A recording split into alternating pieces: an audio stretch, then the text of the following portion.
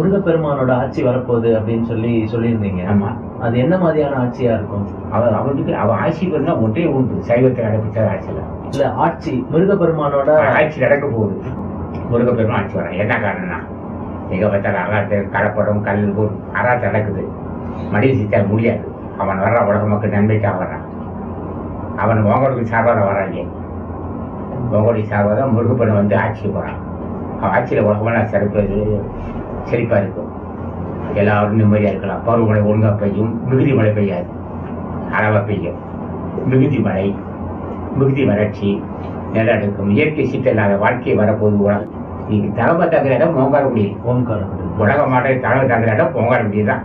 முருகாய் என்று சொன்னால் அந்த ஆற்றல் அகத்தீசன், திருமதேவன், ராமலிங்க சாமிகள், அருணிநாதன், பட்டத்தார் அத்தனை பேர் பார்ப்பார்கள். அவருடைய பார்வை